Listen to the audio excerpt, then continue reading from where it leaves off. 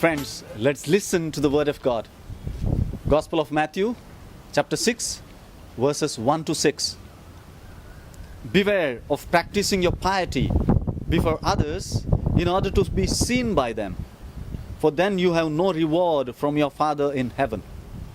So, whenever you give alms, do not sound a trumpet before you, as the hypocrites do in the synagogues and in the streets, so that they may be praised by others. Truly, I tell you, they have received their reward. But when you give alms, do not let your left hand know what your right hand is doing, so that your alms may be done in secret, and your Father who sees in secret will reward you.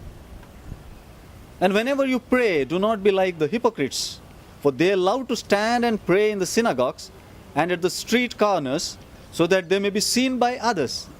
Truly I tell you, they have received their reward. But whenever you pray, go into your room and shut the door and pray to your Father who is in secret, and your Father who sees in secret will reward you. Dear friends, the gospel passage that we heard just now repeated two words thrice. They are secret and reward. Jesus says, do your fasting, almsgiving and prayer in secret, and this will fetch reward from God. If these are done in order to show to others, then it is hypocrisy.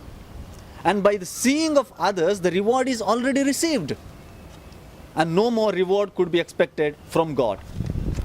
Now, what are our secrets? Many times our secrets are our weaknesses. But people are after our secrets. Secrets which are one's weaknesses usually spoil one's name and fame. The reality is that fasting, almsgiving and prayer are the most public things today. They are rarely done in secret. Congratulations and hats off to those who do these acts of piety in secret. If your enemies find out your secrecy of prayer, fasting and almsgiving, they will be surely ashamed. Today, I would like to point out the three important dimensions that the Word of God proposes to us. First dimension is that these acts of piety, fasting, almsgiving and prayer help us to grow closer to ourselves. When done in secret, they help us to grow closer to ourselves. When I fast, I know how important food is, how unbearable the hunger is. Or when I give something to others, I feel the pain of parting with what is mine. And when I pray from the heart, I'm aware of the power that is working within me. That is the power of God. Secondly, I grow closer to the other. The awareness of hunger leads to understanding of the hunger of others. Since it pains a lot to share and give, I tend to appreciate those who share with others. Thus, in us, a feeling of solidarity that is active gains momentum.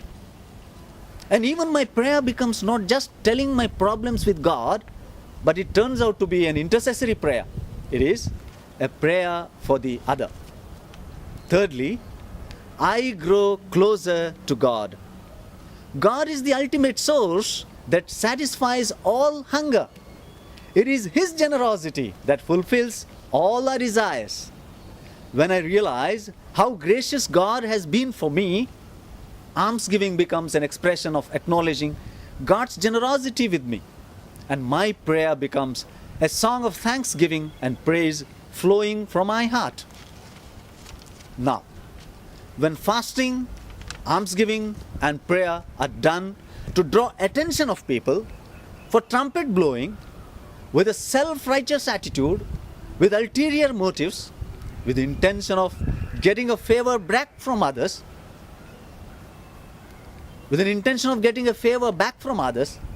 to be seen by others, to elicit applause and praise, it is hypocrisy.